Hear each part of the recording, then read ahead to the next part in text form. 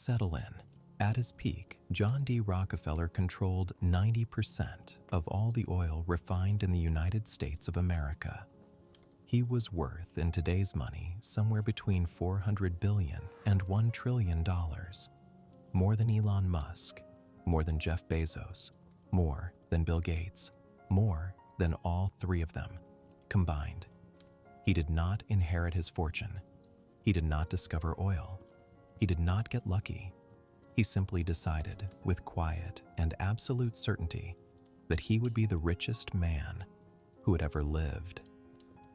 And then, methodically, patiently, and ruthlessly, he became exactly that. Dim your lights. Let's go back to the beginning. John Davison Rockefeller was born on the 8th of July, 1839, in a small farmhouse in Richford, New York. The town was quiet, unremarkable, a cluster of wooden buildings set among rolling hills, far from the noise and ambition of New York City. His father, William Avery Rockefeller, was a traveling salesman. He sold patent medicines from a wagon, moving from town to town across the northeastern states. Charming strangers with a wide smile and an easy confidence that bordered on dishonesty. The story was only beginning.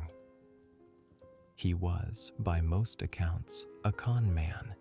He sold remedies that cured nothing. He made promises he had no intention of keeping. He was often absent from home for months at a time, and when he returned, he brought money and stories and a restless, unsettled energy that made the house feel temporarily alive. John's mother, Eliza, was everything his father was not. She was steady, disciplined, deeply religious, and unshakably practical. She ran the household on whatever money William left behind, which was never quite enough. She kept meticulous accounts of every penny that came in and every penny that went out. She taught her children that idleness was a sin, that debt was a disgrace, and that the only honest path through the world was through hard work and careful saving. John absorbed both parents completely. From his father, he inherited a gift for negotiation, a cool and pleasant manner that could disarm a stranger in seconds, and a sharp instinct for understanding what the other person wanted before they had finished speaking. From his mother, he inherited discipline so complete it would have seemed inhuman in anyone else. He carried both of them always. He kept personal financial ledgers from the age of 16 until the end of his life. His first ledger, a small red book, he called Ledger A. It recorded every transaction he ever made, every cent earned, every cent spent, every small act of charity, every investment. He never lost money carelessly, not once, not ever. The numbers never lied to him. By 19, he had saved enough to go into business for himself. Together with a partner named Maurice Clark, he founded a small firm trading grain, hay, and other commodities. In its first year, the business turned a profit of nearly $500, a respectable sum. In its second year, the profit was $4,400. John D. Rockefeller was 20 years old, and he was already building something. The foundation was being laid. On the 27th of August, 1859, a former railroad conductor named Edwin Drake drilled the first successful commercial oil well in Titusville, Pennsylvania, and the world changed overnight. Oil had been known for centuries. It seeped up through the ground in certain places, collected in dark, foul-smelling pools that farmers cursed and avoided. But Drake's well proved that oil could be extracted deliberately, in quantity, from beneath the earth. Within months, thousands of men flooded into northwestern Pennsylvania, dragging drilling equipment over muddy roads, throwing up wooden derricks in every field and creek bank they could find. It was a gold rush, but darker and louder and far more dangerous. The oil fields smelled of sulfur and ambition. Fortunes were made in a week and lost in a day. Derricks caught fire and burned for miles.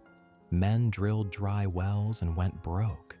Men drilled gushing wells and became rich before noon and bankrupt by nightfall. Rockefeller visited the oil fields in 1862. He was 23 years old. He rode out from Cleveland, looked at the chaos around him, and came to a conclusion that would define the next 50 years of American history. He would not drill. Drilling was gambling. The oil might be there, or it might not.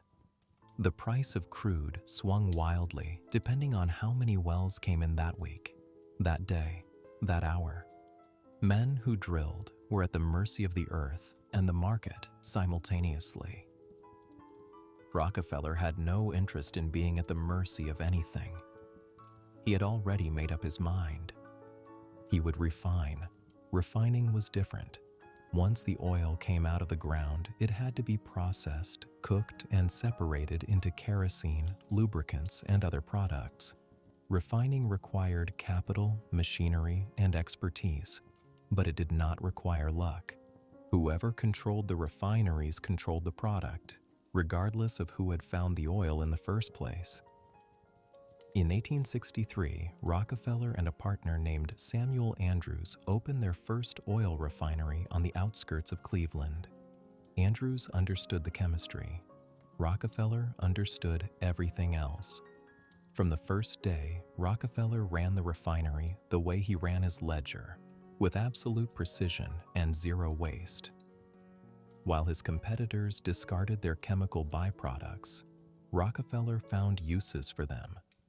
He sold the petroleum jelly to medical companies, the naphtha to gas manufacturers, the paraffin wax to candle makers. Nothing left the refinery without generating revenue. Every drop had a purpose. He drove costs down relentlessly, week after week, month after month. While other refiners paid market rates for barrels, Rockefeller built his own barrel-making operation and cut the cost per barrel nearly in half. While other refiners used contractors to haul their product, Rockefeller bought his own wagons and horses. By 1869, his refinery was the largest in Cleveland, and Cleveland was the refining capital of America. He was 30 years old, and he was only just beginning. The empire was still to come. On the 2nd of January, 1870, John D. Rockefeller incorporated the Standard Oil Company of Ohio with a starting capital of $1 million. The name was deliberate. Standard. It implied consistency, reliability, quality, everything that the chaotic oil industry was not. Rockefeller intended to impose order on the entire industry, whether the industry wanted it or not. The machine was now in motion. His first major move came in 1872 during a period that his competitors would later call, with considerable bitterness, the Cleveland Massacre. Rockefeller had quietly negotiated a secret arrangement with the major railroads of the day, the New York Central, the Erie, and the Pennsylvania. Standard Oil would guarantee the railroads a fixed high volume of shipments. In return, the railroads would give Standard Oil a substantial rebate on every barrel it shipped. Not only that, the trap had been set perfectly. The arrangement was breathtaking in its audacity. Every time a rival refinery shipped oil, a portion of their shipping cost flowed directly into Rockefeller's pocket. Armed with this advantage, Standard Oil could undercut any competitor on price while still turning a profit. Rockefeller approached the other Cleveland refiners one by one and made them an offer. Sell to Standard Oil at a fair price, or be slowly driven out of business.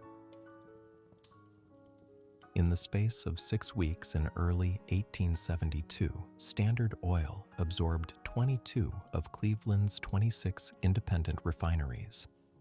Some owners were relieved, others were furious. A few tried to fight and found that they could not. Rockefeller felt no particular guilt about any of it. He genuinely believed, and would say so plainly until the end of his life, that consolidation was good for everyone. It eliminated waste, it stabilized prices, it brought order to an industry that had been destroying itself through competition. Cleveland would never be the same. Through the 1870s, Standard Oil expanded outward from Cleveland like a tide. It moved into Pittsburgh, into Philadelphia, into New York. It built pipelines to bypass the railroads entirely, bought up competing pipeline networks, and acquired oil terminals, storage facilities, and shipping fleets. By 1879, Standard Oil controlled roughly 90% of all oil refining capacity in the United States. No single private company had ever controlled so large a share of any major American industry. And Rockefeller, now approaching 40, showed no signs of slowing down. In 1882, Rockefeller's lawyers devised a new legal structure that would allow Standard Oil to operate seamlessly across state lines. They called it a trust. Under the trust arrangement, shareholders in Standard Oil's various state subsidiaries handed their stock to a central board of 9 trustees, with Rockefeller at the head. The board then controlled all of the companies as a single unified entity, making decisions for the entire operation while maintaining the legal fiction that each state company was independent. It was elegant and unprecedented, and in the eyes of a growing number of Americans, deeply dangerous. Washington was beginning to notice. Throughout the 1880s and 90s, anger at Standard Oil built steadily. Small refiners who had been forced out of business told their stories. Railroad workers who had seen the secret arrangements spoke out. Journalists began to investigate. The most consequential of these journalists was a woman named Ida Tarbell. Her father had been a small oil producer in Pennsylvania, ruined by Standard Oil's tactics in the 1870s. She spent years gathering documents, interviewing former employees and competitors, piecing together a meticulous account of how the company had built its monopoly. Between 1902 and 1904, she published her findings in a series of 19 articles in McClure's magazine. The series was read by millions. It was precise, devastating, and impossible to dismiss. Tarbell did not write in outrage. She wrote in facts. And the facts were damning enough. In 1906, the United States government filed suit against Standard Oil, charging the company with illegally monopolizing the oil industry. The case wound through the courts for 5 years. The verdict was coming. On the 15th of May, 1911, the Supreme Court of the United States handed down its decision. Standard Oil was to be broken apart, dissolved, divided into 34 separate independent companies. It was the most significant antitrust ruling in American history. Rockefeller was in the middle of a game of golf when he heard the news. He finished the round. The world held its breath. The shares of all 34 successor companies, freed from the constraints of the trust structure, began to rise. Investors rushed to buy into the newly independent firms, and the market, suddenly able to see the true value of the individual pieces, bid them up aggressively. Within a year of the breakup, Rockefeller's personal fortune had roughly doubled. The company that had been deemed too powerful to exist had made him richer by being destroyed. John D. Rockefeller retired from the active management of his businesses in 1897. He was 57 years old, and he would live for another 40 years. In retirement, he did something that surprised many of the people who had spent decades despising him. He gave his money away. Not casually and not without purpose. He approached philanthropy the same way he had approached business. Systematically, strategically, and at enormous scale. The second chapter was beginning. He established the University of Chicago in 1890, endowing it with $35 million over 2 decades. He founded the Rockefeller Institute for Medical Research in New York, which became Rockefeller University. He funded a public health campaign that within a generation virtually eliminated hookworm disease from the American South. Over the course of his life, Rockefeller gave away approximately $540 million. In today's terms, that figure approaches $10 billion or more. He lived simply in his later years, despite his wealth. He woke early, ate modestly, played golf daily, and attended church every Sunday. He gave dimes to children he met on the street, a habit so well known it became a kind of legend. He died on the 23rd of May, 1937, at the age of 97. The century had changed around him. The 34 companies born from the breakup went on to become the foundational pillars of the modern oil industry. Among them were the companies that would eventually become ExxonMobil, Chevron, BP America, and Marathon Oil. The pipelines Rockefeller built still carry oil across the American continent today. And his name, quiet, disciplined, precise, remains the single most recognizable name in the history of American capitalism. Some empires never truly end. And so the empire that once stretched from the oil fields of Pennsylvania to the refineries of Cleveland to the boardrooms of New York was divided, scattered to the winds by the order of 9 Supreme Court justices. And yet, somehow, it only grew larger. John D. Rockefeller died the richest private citizen who had ever lived.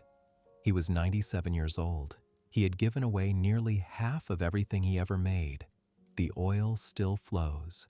The name still echoes. Good night.